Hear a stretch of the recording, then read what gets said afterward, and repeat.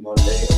Welcome to the Prisoner to Painter podcast, stories of inspiration, where we talk about mental health, addiction, religion, becoming a business owner and self-sufficient, for what, when, where, and why. Join us and we can be your local hope dealer. Inspiration and dedication. I came a long way from sleeping in them pages. I got my life back. I feel amazing. Life's a book, don't get stuck on sad pages. Rainy days with no money. Hard work leads to days that are sunny. Looking back, it was all needed. The problems, the pain, the trauma, the grieving. You are now tuned in to the prisoner to painter. Prisoner to painter. Hard work, dedication. Rainy days, inspiration. Prisoner to painter. And now, a word from your local hope dealer. Daughters. I'm the only one that stayed with him after they got divorced. Okay. So I definitely grinded that out Yeah. with him. It was a lot, being one of 5 daughters. Yeah. A lot of different personalities in the house and stuff like that. But I think it was hard, but it was good. Well, God, what? Being a farmer, I can almost bet you were praying for boys, right? And then you get 5 girls. Yeah, he definitely probably wished he would have had a son or 2, but as we got older, his 5 daughters turned into 5 boyfriends. Yeah. So There you go. he definitely wound up having the guys around. But we did everything with him, from baling hay to doing chores and stuff. So he pretty much, raised us to know that we were just as good as a guy, Awesome. and we could work just as hard. Okay. Well, God, that's got to be a good upbringing for. I don't want to speak for a woman because I'm not a woman, but I bet that distilled a lot of good qualities in you. Yeah, I definitely have his work ethic for sure. There was no quit in my dad, and there's definitely no quit in me. Perfect. I also inherited his temper, but that's something that, as an adult, that I've taken accountability for and tried really hard to work through. Awesome. Yeah. Making any headway there? I am. Good. I am. Good. My temper's bad. I've not made much headway there. Yeah. But, that's funny. Is there any childhood friends that come to mind? Yeah, actually, there is 3 of us, 4 of us really, that we've been friends since we were 10. Oh, that's cool. And we are still actively day-to-day in each other's lives. Oh, that's good. That is good. Mhm. Did you guys go to school together, and if so, where? We did. We grew up in an ag school out in Springport. We all graduated from there. A lot of them still live out there. Okay. Yeah, so Cool. it's a small town. And ag school, for people who don't know, like me. Agricultural. Okay. Yeah. It kind of just like honed in on, the skills of being a farmer, and, whether that be livestock, or had a lot to do with like FFA and stuff like that. Did you guys spend a lot of time outside, like a Montessori, like how they do? We did, but we didn't. It kind of depends on, because it was like a normal school too, but if you like tailored your education towards like the farmer side, you definitely had. I mean, we raised animals out there. We had greenhouses out there. We did a lot of work like in Lansing with Michigan State with FFA and stuff like that. See, that's what me and her aspire to be. I came from the country out in Fowlerville, no farm or nothing, just lived in nowhere. That's what we aspire to be. I want ducks and bees. Yeah. And we lived in Poland for a little bit, and that kind of went out of the handbasket. But we had ducks for a while. I really like animals. The killing them. I don't know. Like let's put a name on it. That seems like That's definitely the rule is we don't name them. You know what I mean? Because we're gonna eat those. Yeah. But it's a good life. Yeah. It's a good life. No, really. I mean, and never have to know. You don't have to worry about going to the store to buy your food because you know how to make your food in the stores. That's got. Yeah. So one of my questions was, what did mom and dad do for work? But clearly dad's a farmer. So what did mom do for work? My mom actually, she she like ran the warehouse for Jacobson's. Okay. I don't know if you remember Jacobson's. It It was like a big department store here in Jackson Oh. for a very long time. right on. Yep. And then she ran like their warehouse until she retired. Cool. Mhm. And mom and dad still alive, both of them? No, I've lost both my parents. My condolences. I'm sorry about that. It's like, Yeah, but that's shitty no matter who. yeah, I lost my dad when he was 63. I was 31. That definitely took the wind out of me. Yeah. And then my mom, she died 4 years ago. Sorry. Okay. Well, my condolences, Yeah, really. thank That. How old is she? If you don't mind my asking. How old is she? Was she? My mom died at 68. Possibly both were young. Really. I mean, I know that's not young, but that's pretty damn young. It's young enough to. Yeah. I'm 43. Yeah. Yeah. Was it like something happened or? My mom had cancer. She endured for about 6 years. She lived with me, and I just helped take care of her. Along with, he wasn't her husband, but when my parents separated, they got together and they spent a good 20 plus years together. He was very actively involved. My dad, it took me a long time to get here, but my dad had a perfect death. He worked all day and then he had a blood clot that got in his heart and it blew up his heart. And he was gone before he even hit the ground. And he probably loved that last day too, man. I hope so. If he's a worker, I mean, I'm a worker, so I get it. I could work all day and be happy, and then that could be the end of it. Yeah. Well, I will tell you, he had a lot of heart attacks growing up. And that was like when you're a farmer and like you get dirt in your shoes, like it never comes out. And we were dreading my dad having to quit farming, and he never had to. Good enough. So, One thing you just said kind of struck me. I talked to you about it a lot. You said they both died kind of young, and then my uncle, both of them passed at like 40, 50, and it's like, I know the fearing or the fear of that, because it's like that runs in my family. Unexpected early death. It's scary. Is there anything else from the adolescence years, like young years, that you'd like to share? I think that I just kind of had a natural, upbringing. I used to tell my dad all the time, I can't wait till I turn 18, because the minute I do, I'm getting off this farm. Yeah. And I ran, and he was like, "You'll be back," and I sure enough was back.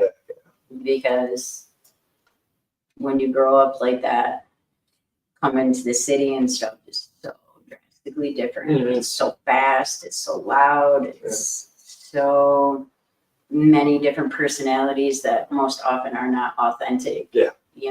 And so I definitely wish I would have stayed, Mhm. Yeah. Longer. But then, I got married and I had kids. I was married by the time I was 22. Okay. Yeah. And we already had one daughter. She was like 8 months old when we got married Right. and stuff. Then we had another one. Okay. Awesome. So You guys still together? no, we're Okay. not. He's very happily married. He's got a great wife. We're one of those weird families that got divorced but never really got divorced. Mhm. We've been side by side through it all. Awesome. You ask our kids if they feel like they had a broken home, they will always say no. It's funny. Some people are better off not together in that way, but They make awesome souls. yeah, it's crazy. It's like they're great together, but once you put that piece of paper there, they're not great.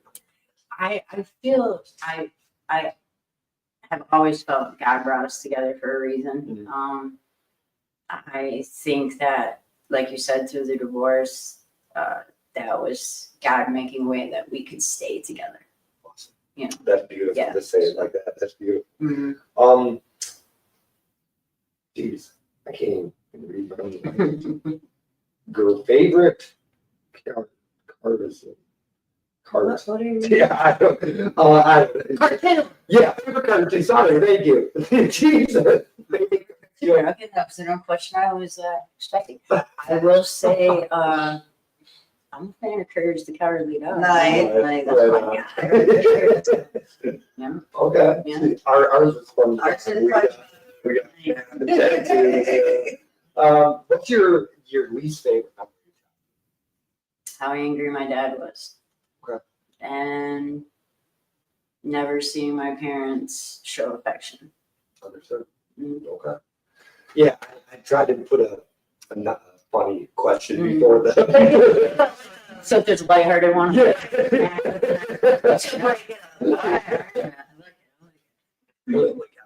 Before that, 'cause that like, sometimes that can be a bad, you're not bad, but can get bad answers, Yeah, you know. I go into schooling now normally. I know you said you went to an ag school, but what was schooling like for you? Like, what was average day look like? Chasing this boy around. Yeah, I met this boy when I was like 14, 15, and I basically compromised my entire high school, dating a boy that was a dick, you know? Yeah. So it was hard, but then he went and got himself kicked out of school, and then life got better. Yeah. You know, I was homecoming or Winterfest queen, and Awesome. you know what I mean, stuff like that. So Cool. after he left school, it just kind of made way for me to be a little bit more of a teenager. Awesome. Yeah. Yeah, it's sometimes one person can screw up a lot of things and not even know or mean it. They just them existing. I know that's bad to say, but like them existing can cause problems. Well, I mean, who do we really think we are when we're kids like that? We are not emotionally mature, you know, for something like that. And I think we were just both kind of a little unhappy at home. Mhm. So then we, next thing you know, created this very unhealthy attachment situation, and we were drastically different. We just didn't want to admit it at that time. You know, sometimes drastically different can be good or it can be bad. Like me and her's polar opposites, Mhm. but They're stains over and there. a lot of- yeah, for sure. Well, I think, you know, that speaks to my ex-husband as well. It's a very yin and yang situation because he is so different than me. Well, sometimes that because me and her did everything the same, then it'd be boring. But like there is some stuff that. Well, how do you even grow? Yeah. You know. So. Where did you attend? Like what was the name of the school out in Springport. Springport. Yep, So- it just was Springport High School. Oh, Yep. okay. Yep. All right, fair enough. Mhm. I don't know much about that area, so yeah, that's why. Fields, cows, chickens. You said you were Winterfest. Is that like Winterfest queen? Was that like prom or was that like a homecoming? Well, it's homecoming's football, Winterfest is basketball. Okay. Oh. Did you go to prom? I did. I went all 4 years of high school. Okay, but you had a date to go to it, Mhm. and then you also went to your own. Yes, Okay. I got asked when I was an underclassman by upperclassmen, and then when I was an upperclassman, I went. And then senior year, we got kicked off to both because said boyfriend. So did you do the Michigan Princess? Mhm. Yeah. Awesome. Jealous my prom wasn't there. My prom was both years at the Potter Center, so. You know, it was great for about 10 minutes until you realized you were stuck on a boat. You know what I mean? And you had to do something obviously very absurd that they would pull you off and kick you off. Right. You know what I mean? Beautiful boat. It is. I guess I didn't think about that. You're right. What the hell do you Yeah, have I to do to stop a boat? I think I left both No proms. secrets on said boat. Right. I don't mind her. That seems crazy that that's what it was. Like, I mean, really, because that's not that big of a deal. It's not, but you know, rules and Yeah. stuff, you know, I get it. Me and I went to a Michigan State game, and look, You throw the cigarette in the bathroom. well, because they won't let you smoke there. Yeah. You know, I'm a smoker, Yeah. and Next thing you know, security's like, they're smoking in the men's room. I'm like, this butthead. My man. I come down like the other security goes this way. I come down Luke this way. It's good. I mean, we should laugh for Luke, not for that. But I got too drunk. Yeah. Yeah. Now you can just vape, I guess. You can be there. Yeah, man, they were sticklers. Yeah, that's funny. What was your favorite subject / teacher in school? Definitely not PE because I failed PE because I was one of those kids that was like, no, I'm not running Okay. unless it's to save my life or from the cops. I'm not doing it. So, but it was English. Her name was Stephanie Comfort. She really changed the game for me as an upperclassman. Like once I was able to go to school on my own after he was kicked out, she really just recognized that I was good at it, and she helped me get some stuff published and Awesome. stuff like that. So it was definitely English. Yeah. Cool. I didn't know about that. Well, clearly I didn't know about that. That's why we're here. Well, I mean, come on, I was a 17-year-old kid. It's not like it was published in anything crazy. Yeah, yeah. Was it like a poem or a story or? One was a poem, and the other one was like a short story. Do you think school prepared you for real life? No. That tends to be the answer. To Yeah, most, not at yeah. all. Graduating class, how big was it? There's like 67, 68. Not that big, then. No. Yeah, see, she talks about, I went to Concord, mine was 62, and then I moved to Northwest, and we had one of the largest graduating classes. It was like almost 900 people. Do you know any lays? Yeah, I'm lay. really? Mhm. Okay. Yeah. Yeah, like Dakota. Yeah. Yeah, and he was in my class. Yeah. Mhm.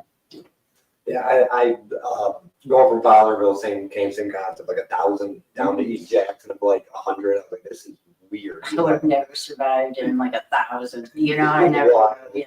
We got Fowlerville School is like 2 a J high, maybe 3 a J high, but because it's like a wing. It's like a wing.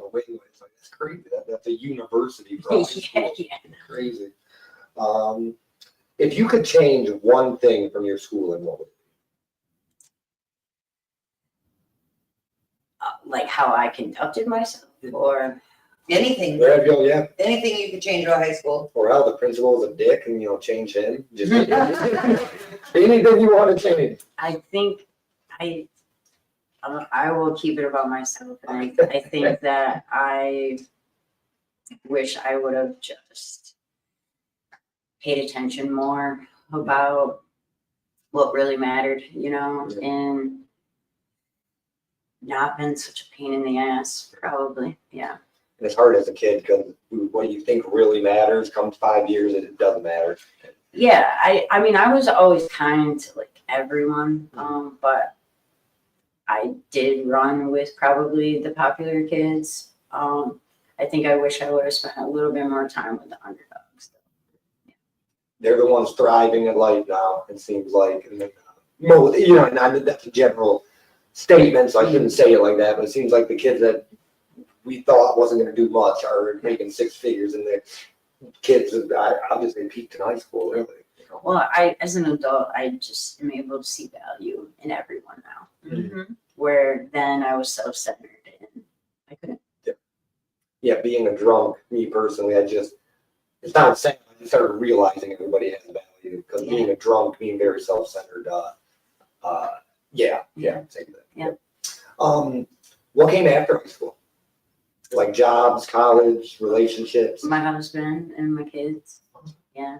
My sister had a son the year I graduated, and her and her baby daddy, they were active, like alcoholics. They did drugs and stuff like that, and so he came to me as well. I helped raise him as well, and that was like the first person on this planet I've ever loved more than myself was him. And to this day, very close, very active in his life. Then Matthew came, absolute blessing there. He's one of those dudes that, like, when you think about people who live in Christ, he's definitely one that lives it. So he's always led by example. And then we had 2 beautiful daughters together.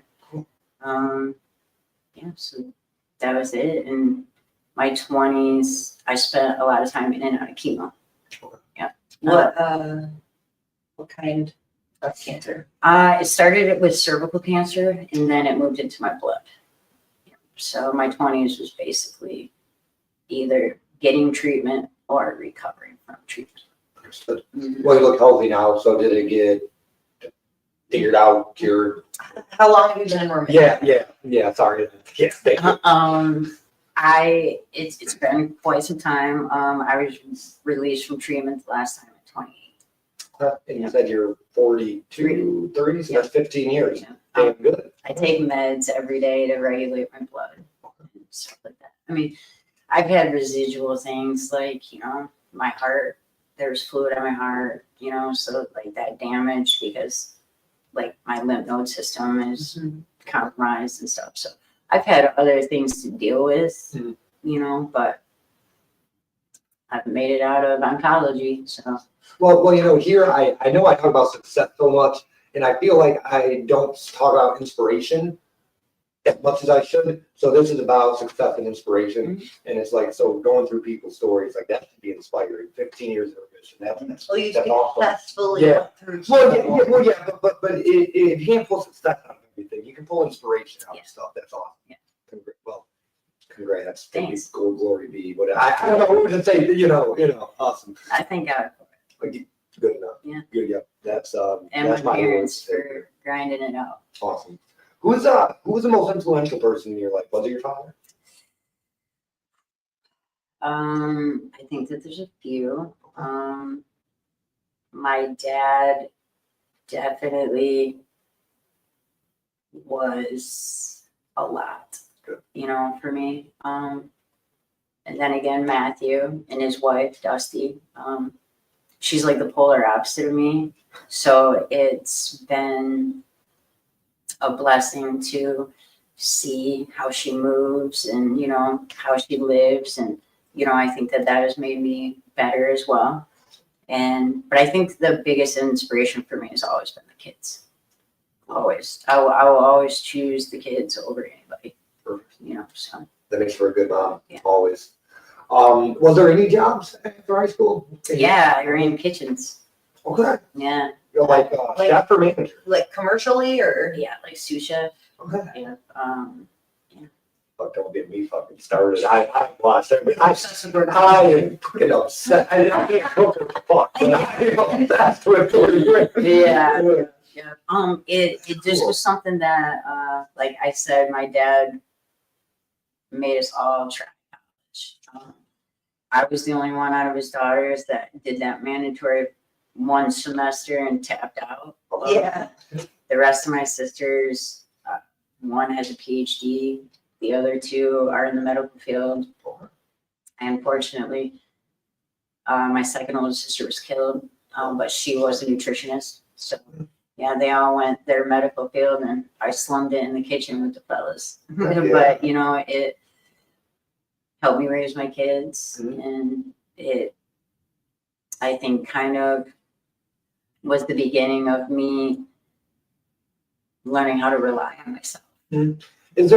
Are there any notable restaurants? Just curious. Notable, like any restaurant people would know from around here. I'm just curious.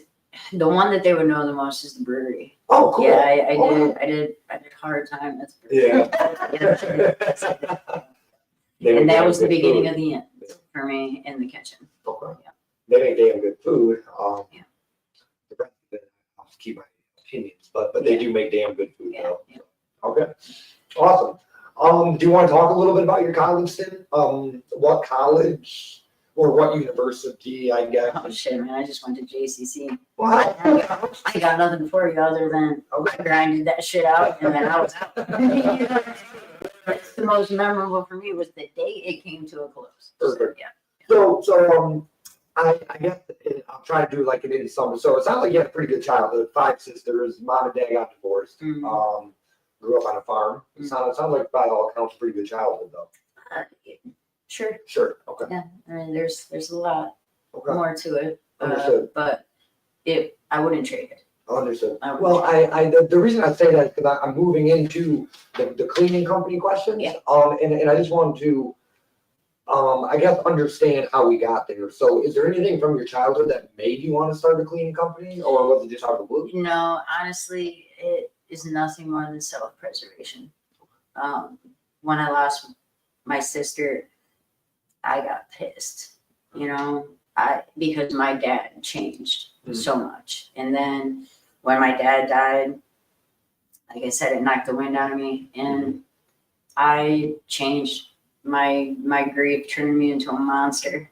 I was mean as shit. I was going to jail all the time for fighting. Oh, wow. I could not emotionally regulate. I also was combating like some mental health that was not being treated properly. So honestly, I told myself at the very least I was going to get my youngest child to graduation, and then something was going to change. And then I really locked in on giving my life to Christ.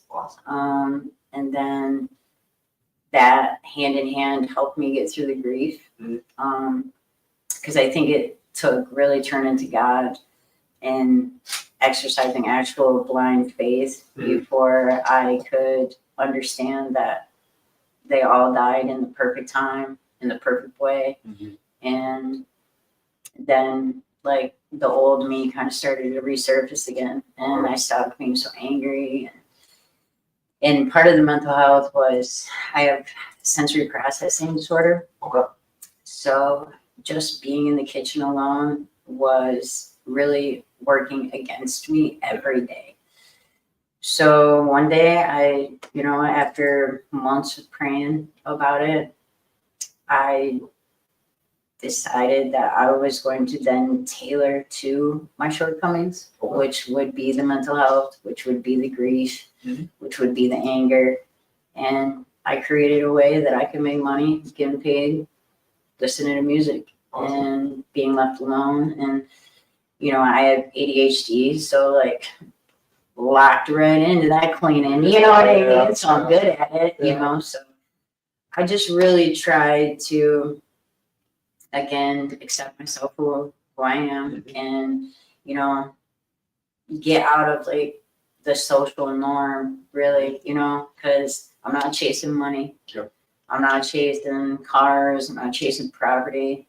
I'm chasing God, and I'm chasing my kids, because that's the only thing I can take with me in the end is, my kids, that's the only thing I can take to heaven.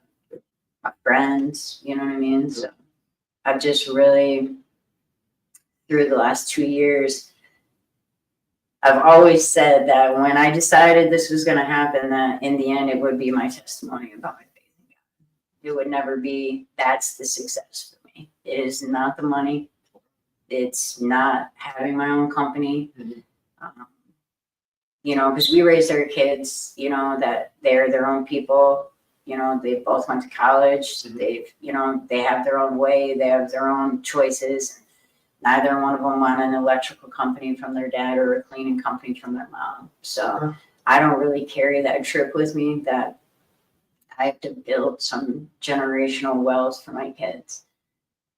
Mine is the wealth and a happy mother, sound in my journey with God, and leading by example for my kids. Out of almost everybody I've interviewed, from just so far with some successful people, it's kids of very successful people. All they say is they wish they seen their parents. Yeah. So and it's funny. So multi-million-dollar companies, and they don't give a shit. Yeah. They don't care. They just wanted to see dad or mom. Yeah, and I just actually talked to my kids about this the other day, like leading up to this interview, and, and they always say, we're proud of you and Dad for doing what you did for us as well. But my little one says, we watched you take a cup of flour and make a cake. That is what we see, and that is what sticks with us the most, that you got to a point in life where you could rely on yourself emotionally and, things like that. And you took a shot on yourself. So that's what they see the most. It's just, it's okay to take a shot on yourself. Yeah. Going the mental health route just for a second. How do you think that got helped or healed? Do you think it was God, or did you go to a psychiatrist? Or? A lot. Okay. I have to go to my oncologist still. And, you know, and then it got to the point where, you know, at certain points, they do make me see like a psychiatrist just to kind of make sure that, you know, she's not losing her noodle over it, you know, she can handle the weight of the treatments. And, you know, and then one day they were like, we want to test you for autism. You exhibit autistic-like behaviors. And I was like, okay, you know, and so I did all the gauntlets of the test, and then it came back that it wasn't autism. It was borderline personality disorder. They do overlap quite a bit. It overlaps a lot, and with like bipolar tendencies, but I also have ADHD and sensory processing issues. And like looking back on it, like younger, I can just see me raw dogging that ADHD, man, and my dad not knowing that's what it was. Yeah. You know, so there was a lot of times where I would get myself in situations where my dad thought I was just being a dick, but really it was just the ADHD that we didn't know about, and you know, got me in trouble because I had a hard time sitting in school, so I would bail. You know what I mean? Yeah. So like, attendance was an issue for me. And it was literally because my skin would crawl sitting in the same spot for so long. And, you know, so again, that's why I just kind of tailored this business to what suits me the best. And, you know, I try to stay off the meds because I'm on so many meds. Yeah. So I just kind of just locked in on, you know, where I could see positives from the weaknesses. How you could accommodate yourself without medication. Yeah. Well, and we definitely get it. Because so I was diagnosed bipolar depressive, ADHD, ADD. Now the same thing, they think autism. So, but I go to counseling once every 2 weeks. I'm not going to speak for her, but we know mental health. We get it. Yeah. I am also borderline. I have CPTSD, excuse me. It's been a journey. So I know that it's hard, especially with the borderline. Yeah. It's very hard. Yeah. People don't talk a lot about the certain things that come with it, Yeah. but and there are different types. So I'm excited that you have learned that and then like still been able to accommodate a positive change in your life not even based on the diagnosis, but like living with it, because, you know, stigma, people don't like to be their diagnosis. So, Well, you know, I think it just kind of goes back into the journey with God. He knew who I was going to be a long time ago, and he was okay with that. So I'm going to be okay with that. And we all have struggles, and I'm just one of them chicks that are like, hey, see me, see my struggles, you know, because I try to stay as authentic as possible, because like that's the cheat code of life. it Is just stay as authentic as you possibly can. don't let anybody sway it, because you are who you are. And I'm not going to take some meds just to make you or this one or that one happy. Yeah. I'm not going to do it. I've been unmedicated for almost 2 years. Yeah. Yeah. I once you learn the regulation and the introspection of like, hey, this is gonna happen if I don't step away, then I've done my time on meds, you know, and like honestly, when I lost my mother was one of the times that I had been on meds, and I didn't feel shit.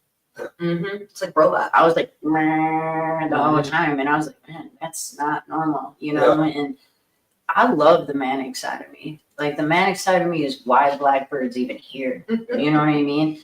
Because if I take meds and take that part of me away, who am I? You know what I mean? So I just recognize now where the cycle comes, and I can start to see like okay, all right, we might be having a manic episode coming soon. So I just lock in, boy, you know what I mean? And I ride it, and I try to positively go through it instead of, you know, because you know how you can be impulsive and stuff like that. Just try to be impulsive the right way. Right. Kind of like how you worded that, because my mania can do the same concept. Mine can do some phenomenal things, Yes. but it can also do some not great things. That's like maladaptive, coping. Okay, so you're Right. coping negatively, but you can use a negative coping skill in a positive way. Like I struggled with dissociation, but now I can use it as it's like my superpower. I don't want to be there. But yeah, I guess I've never really thought of it that it can be used for good. It's like, but it can also be for bad. I mean, I've done some bad shit by me, but I've also done some good shit. Yeah. Why did you name your business Blackbird Cleaning Company? Because I'm a weirdo. Okay, like, I'm one of them girls. Like you walk in my house, like there's animal skulls, there's things like that, You and gotta show your dead cat before you go. Yeah. that, and again, it's authentically me. Mhm. I wasn't going to choose a name that made other people feel some sort of way. Mhm. So it spoke to me. Mhm. One of my friends, he's phenomenal. Like he does that kind of stuff. Like, he makes signs, he helps Cool. people with like their logos and all that stuff. And, I just wanted it to be me, and like the minute I like rolled it out, everybody was like, Oh, yeah. that's okay. You know what I mean? Yeah. So I just rolled with it. Awesome. Yeah. How long? I think I read since 2024 you started. Well, it'll be 2 years in June. Awesome. Yeah. Well, So congratulations. 2023. Yeah. Congratulations. Okay, that answers that question. I asked. And I've gotten good because I'm trying to do this more of conversation and look Yeah. down here or there, but sometimes my whatever talk about like our mental health, I get lost in it and I stutter and I'm so fixated on what word I'm like, oh Yeah. fuck, where was I? Well, you know what? You have a whole life you live too. Yeah. And this is extra. Yep. That- Well, and I'm trying to make this my dream is like a story save lives, story save my life. So it's like story save. My dream is to quit painting cars and do this. Yeah. But for now, you're right. I'm doing both. Well, I'm just saying, Yeah. give yourself some grace, man. Yeah. Because what you really are doing, I think, is probably bigger than you might think. So, Thank you for that. Thank you. What types of services do you offer, and what's your service area? well, it depends. It depends. Okay, so I usually stick around close to town. Okay. But if you're an old timer, Mhm. I drive like 30, 40 minutes Nice. to some of them. Awesome. I do a lot of shit. I don't know if I'm kidding, man. Yeah. Like, I'll do outside shit too, but typically I do like maintenance cleans. Okay.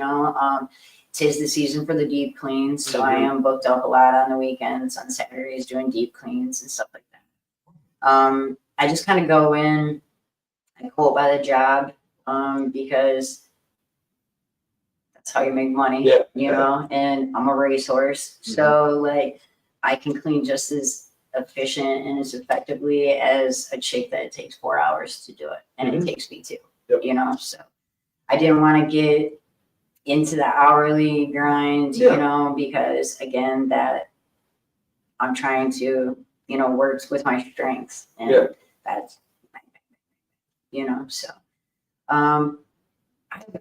it's kind of really just opened up for a lot of things. I actually helped take care of an old timer the last few weeks of his life as well.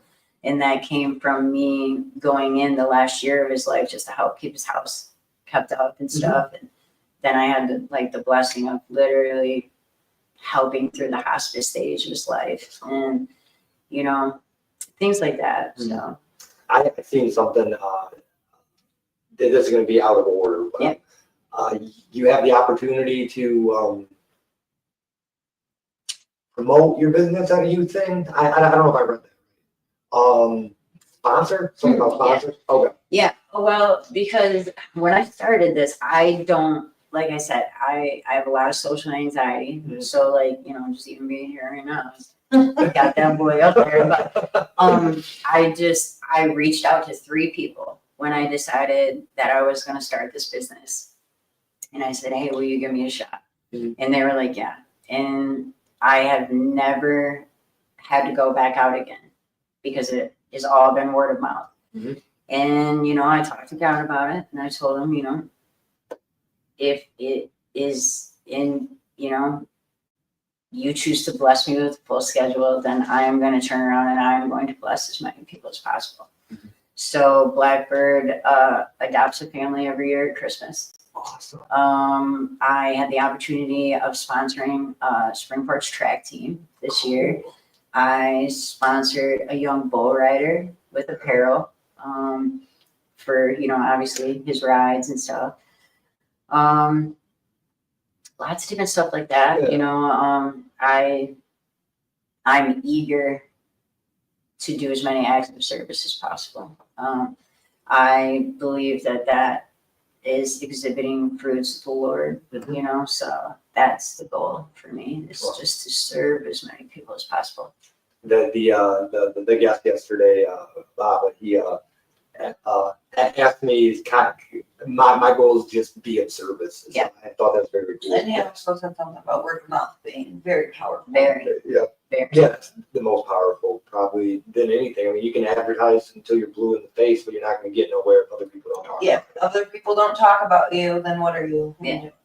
Well, I also kind of feel that route, to me, reiterates at the end of the day that God is with me in this, because I feel like it's Him using His word of mouth, not necessarily me. Yeah. So, That's awesome. Yeah. How do you handle scheduling and logistics? Again, my ex-husband's wife, Okay. phenomenal. Okay. She kind of really, because I'm a fan of organized chaos. Yeah. You know what I mean? Like pile here, pile Do there. pile. Yeah. You take my pile away on factory reset because I don't even know what to do with it. You know what I'm saying? But she taught me how to build a schedule with a book and stuff. And, you know, I just kind of use that. My phone's full of notes and, you know, stuff like that. I think I'm probably like the most unprofessional business owner ever. You know what I mean? Because I obviously am where I'm supposed to be when I'm supposed to be there. Mhm. But if it wasn't for the bulletin board at the house before I walk out, the alarm set on my phone, you know, the book, that, who knows? You have a system and it works for you. It That's all does. that matters. It does, you know, and I like money end of it. I'm pretty forgiving on that, you know, as long as like it's paid in a decent time. And, you know, there's people that need my help that can't pay for it, then I am happy at that point to just donate my time. No, so you do like pro bonos per se. Absolutely. Again, for the most part, it is a lot of the old timers. But one thing I didn't really know going into this is cleaning is directly attached to mental health. Oh, yeah. So there's a lot of people that just absolutely are spun into a panic attack when they're like trying to start. Yeah. So I've worked with some people like that where I'm like, I'm going to start. Mhm. You know what I mean? And then there's a few that I've helped with like timers. Let's set a 30-minute timer and see where we're at. Mhm. And then, you know, they get more and more done in that 30 minutes. And then next thing you know, they're like, hey, I don't need help anymore. And I'm like, you have arrived. See you later. You know what I mean? And then I move on to the next one. Man, that's nice. Yeah, it's funny you say that, because when I walk into my house and it's clean, I'm happy. And then I walk in and it's dirty, and Yeah. I mean, So really, there's standards. Yeah. There's standards. yeah, Like standards are a little. some people, it's like there's stuff on the table that's a huge problem. Yeah. Other people, it's like, you know, I live here, there's kids, there's animals, it's stuff like that. But like, I agree with like the mental health portion. Some people need a list, like this Yeah. is what I gotta do in order every single time. Other people look at it and they're like, and then you got people like me, where I start cleaning one thing and then I'm like, oh, and then I gotta go over here, and then I gotta go over here, and then there's piles everywhere because my brain is so fast. And, you know, and I believe too that everybody, you know, everybody wants that, like you said, they want that comfort of coming into that, you know, just calm, clean, but they're just ill-equipped. And honestly, at first, you know, some of the situations I was like, what the fuck? You know what I mean? Yeah. But then as I learned more about it, I'm like, man, you know what I mean? Like, how can I help you? Yeah. You know, what can I do to help you? Because I want that peace at the end of the day for you. You know, and sometimes peace looks like just a clean kitchen table.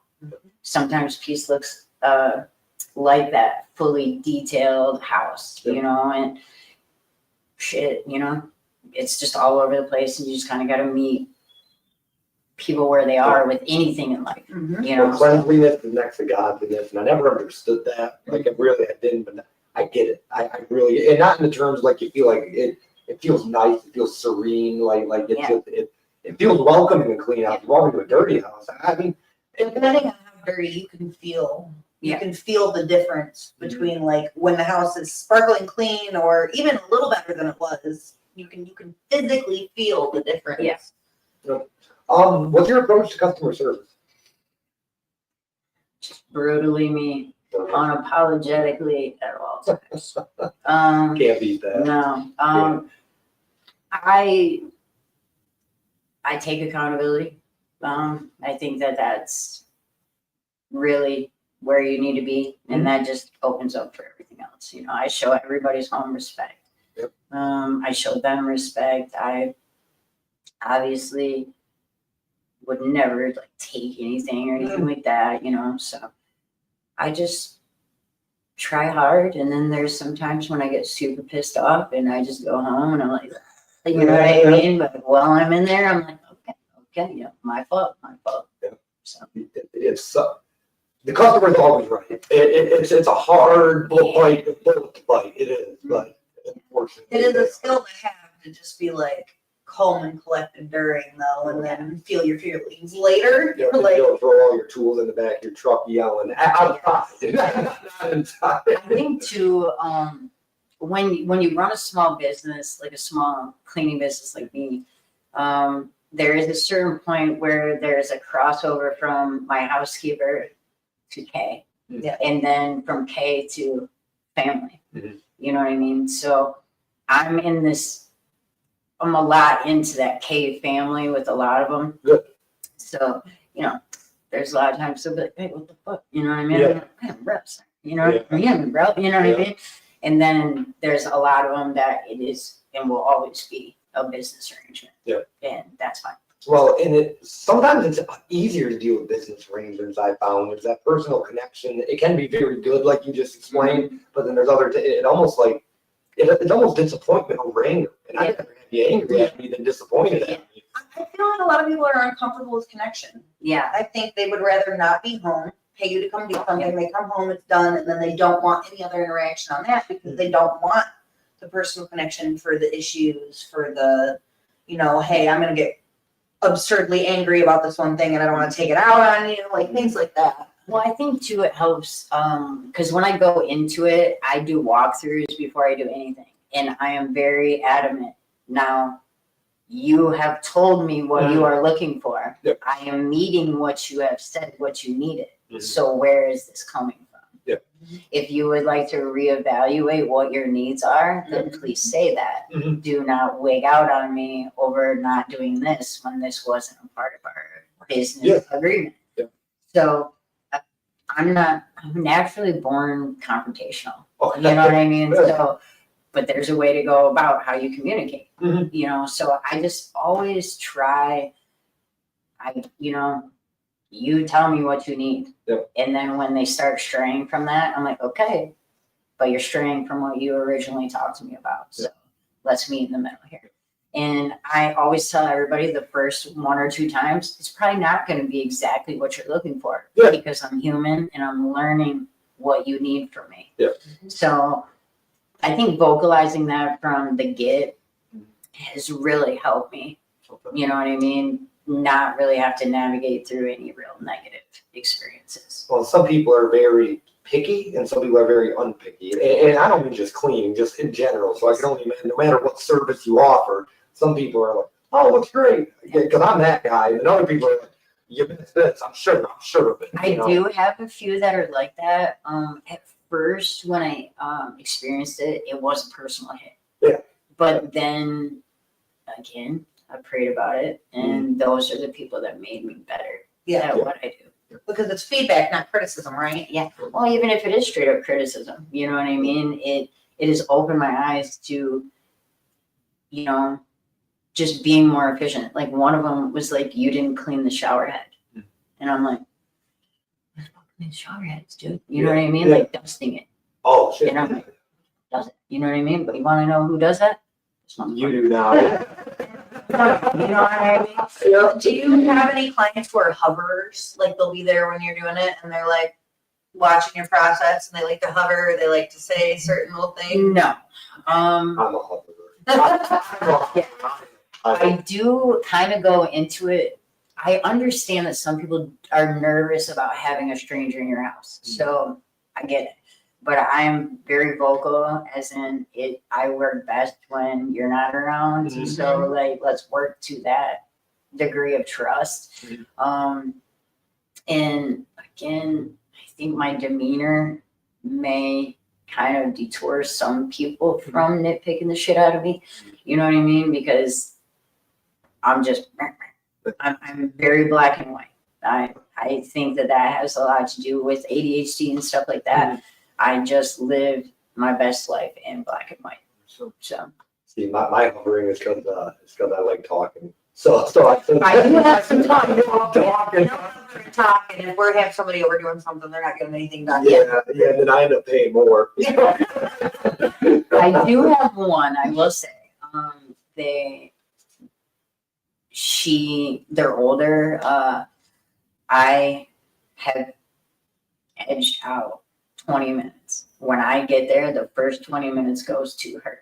Talking. You tell me about your day. You tell me about your grandkids. People though. Well, Yeah. again, I think that goes partly into I'm just trying to ease whatever I can for them. It's just another act of service that I try to give her because she's old, you know what I mean? She can't get out and stuff. So okay, you got me 20 minutes, man. You tell me about everything. You tell me about what made you happy. Tell me about what makes you mad. You know what I mean? Whatever. And then she knows that at the end of the 20 minutes, I have to let Cae go now. You know what I mean? So That's nice. you just try to work it out. One thing that I've learned talking, I don't know why what you just said made me think of it. Instead of asking people how are you, ask them what their favorite part of the day was, Yeah. and you get a genuine answer compared to how are you. Oh, I'm good. Well, you're full of shit. Is what you are. Yeah. But if you ask like a question that draws something out, you get that instead of a minute of talking, like you get 20 minutes out of a person. It's crazy. Yeah. Have you ever thought about looking into like a tour provider role? Because it is a little bit more of like the people, like you're helping the people. You also may do the cleaning and the like helping them grocery shop and stuff like that. But I think that, you know, I think almost in an essence I am already there. Okay. Because each client is tailored to each client. You know what I mean? So I won't do the same thing I do in a 30-year-old's house as I do in an 80-year-old's house. You know, that I know that my old timers, there's always going to be a degree of just face-to-face time. You know, just that connection. Whereas the 30-year-old girl, you've been out in the world all day, man. I ain't trying to talk to you about stupid shit. You know what I mean? Like, text me if you want to. But I do, like I said, I think that's where I got into like the helping at the end stage of his life, or, you know, there's some other ones that, you know, I got to spend the last 2 years of another man's life before, unfortunately, he had to leave home with his Parkinson's and, you know, go to his assisted living, which I still stop and see him. That's nice. And, you know, things like that. I tell myself all the time, I gotta stop falling in love with these old people, you know what I mean? Because it's killing me. But I believe every client that has been brought to my table, God brought for a reason. You know, whether it was to hear about God or it was just a plain, this is an opportunity for you to have an act of service, you know, because like I said, I'm naturally confrontational and I was a monster. And the one that I helped through hospice, he spent the last year of his life telling me about the importance of being kind. And I would leave every time crying. I would cry the whole way home. And I swear I never heard God speak to me louder than when that old man told me. That's the mouthpiece, right? Yeah. We got about 10 minutes. I just wanted to say that, so we can get you out of here on time. Secondly, I love old people. Like I can look at them and I can make myself cry. I don't know why. I love old people. Do you know where your love for older people come from? You know, honestly, I had a lot of like about old people for a long time, but then one day, I don't know, I was like, man, you had a whole life. You know what I mean? You had a whole life. Yeah. Yes. And, you know, you were young. You were just a girl my age or a boy my age one time. And then I mean, I know a lot of younger people that are, you know, walking with Christ too, but the older ones, man, like, it's like concrete. Like, you know what I mean? Yeah. So I think that, again, it's just an act of service. So They have unwavering faith. Like people our age can be a little this or that about God. There is no this or this. No, Well, it's because God. they've already built their foundation. Yeah. And they're like, their house is built. Whereas you see people, it's like they don't even pour their foundation. yeah. Some people are just sticking sticks in the ground. There is no foundation. You know, believe it or not, too, some of the old timers, you know, because I think that being that I am kind of the way I am, a lot of them have been the ones to tell me, God loves you rough around the edges and with your smart ass mouth. And, you know, they just made me feel like it was okay to be me. Yeah, it's funny you say that because it's the laugh. Oh, your grandma calls you handsome. Talking about me, or your mom calls you handsome. It's like you know, it's not just to be nice. It's because older people really see something that people your age don't. Yeah. It's just it's there. Yeah. I have had old ladies tell me my tattoos were cool, and I thought that was like an old lady tells me that. I'm like, oh, Nobody's gonna tell me different. What is your biggest challenges you face of your company? Scheduling. Scheduling. Yeah, just because again, like I said, I'm not chasing some huge company, so there's only me. I could hire if I wanted to. I'm at that stage of the game, Cool. but I feel like that would take away from what I'm really trying to do. Is if I just like blew this business up, and then I'm stressing about paying for employees. I'm stressing about employees being in houses, you know, things like that. So right now, I'm just really comfortable where I'm at, and I'm okay with that. You know, it's really cool you said that about it could take away from what you're trying to do. Yeah. And I said this, I'll use Verizon as an example. I get a bad customer service, like I'm calling them, you know, I've been with them for a couple of years, and they're mean, they're rude or whatever, and you read their mission statement, and they'll say, you know, that they, you know, being of service, they expect to help you, you know, and this is all how good of a company this is, but then their employees might not exhibit what they're trying to accomplish. because the employees didn't write the mission Well, statement. yeah, so that's what I'm trying to say. So you're right. So you hire somebody, they might not feel the same way you do about helping people, and then it kind of runs your name down and down and down. And most often they're not. Yeah. They're there to get paid, Yeah. you know, and I feel like too, if I had to start worrying about all of that, the time I have to donate or whatever would be gone. To worry. Because I'm worrying, I'm running behind them, trying to, you know, fix stuff or, you know, so I work the least amount of hours I've ever worked. I make the most money I've ever made.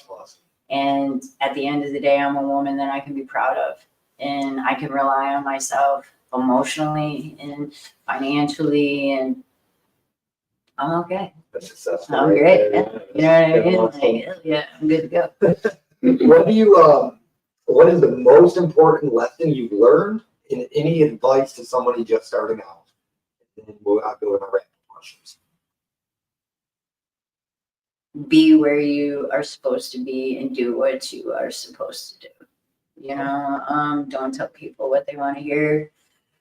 If you can't take the job, don't take the job. Mhm. You know, because that's when you start to compromise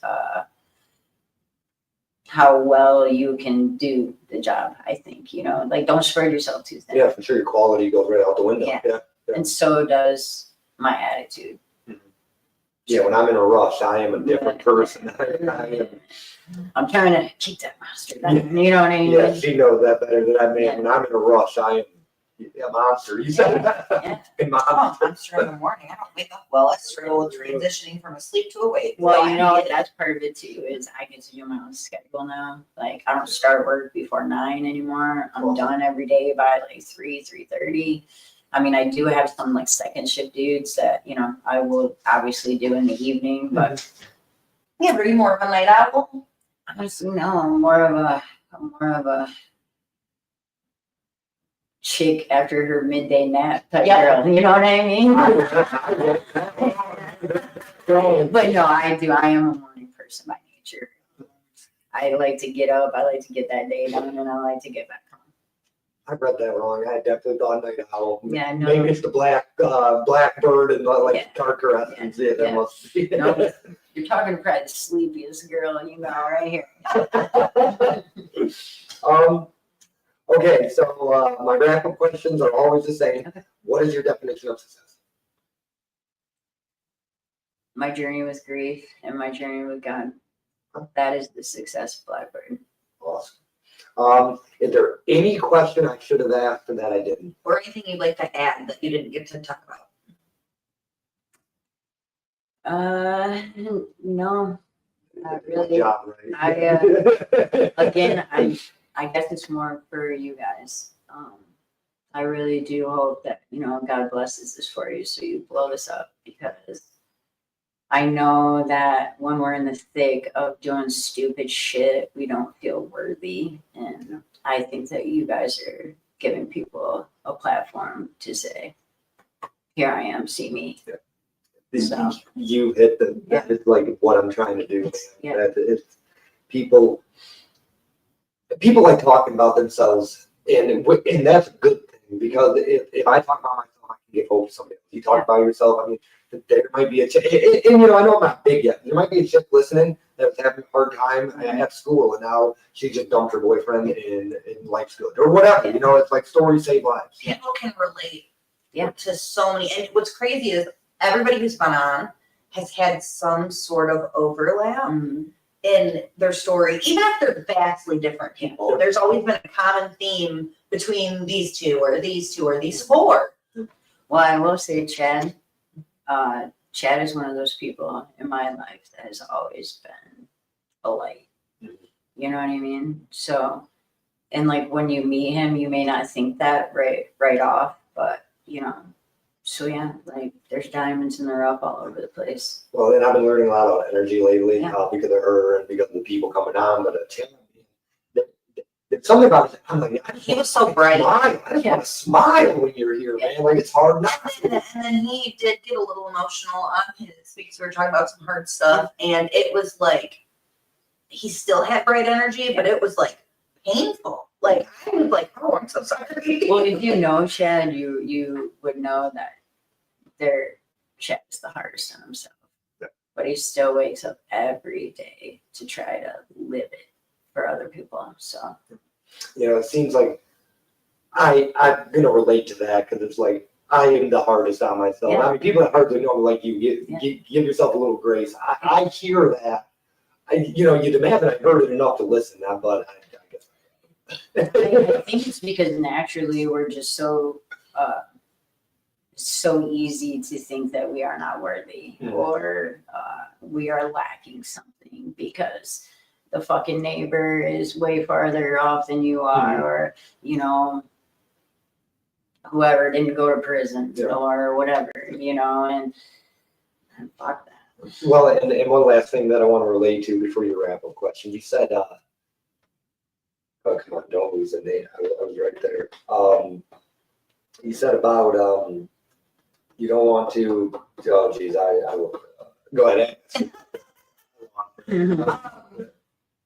If you could use one word, only one word, to sum up your entire journey from where you started to where you're going, what would it be? God.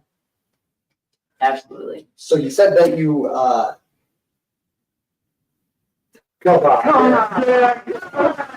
Okay, talk about being hardest on yourself. You said that you're naturally confrontational. Yeah. So me, I'm not actually. So sometimes I think it's easier to be hard on myself because it's easier to be hard on Because you yourself. can confront yourself. Yeah, but I can't confront others type mentality. Yeah. There was a lot of time in my life where I was a fucking doormat.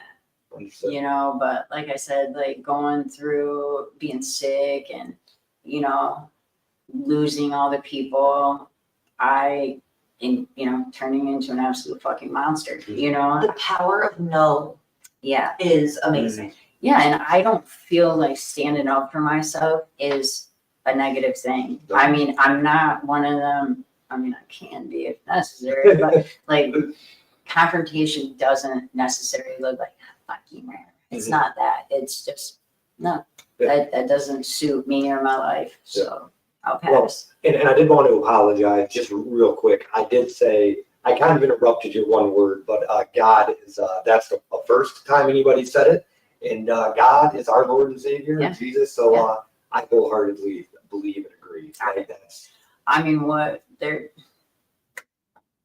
that is the answer. it is really. I was a drunk, a bad drunk, pissed to bed drunk, and I just couldn't do it no more. And one day I woke up and it was like, It was better. it was gone. Yeah. It was gone, and nobody could do that with God. No. Because like I was gonna die a drunk, and I just didn't. So Well, and I think too, God's bringing you all the right people Mhm. to this podcast. Yeah.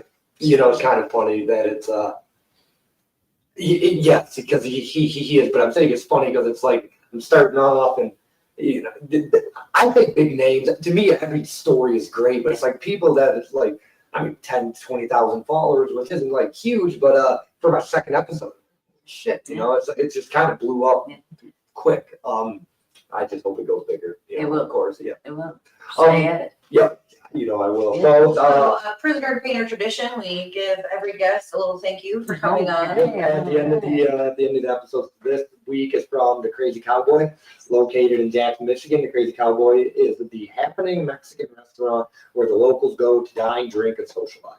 Our menu features dishes assembled from the freshest ingredients, sure to bring bold and inspired flavor into your life. Join us today for your next meal. It is for $25. Thank you. I Yes, appreciate ma'am. it. Thank you for coming on. Thank you for sharing your story. Awesome. That's Keep- it, guys. Keep Thank being you. in service. Everybody have a great day. And then not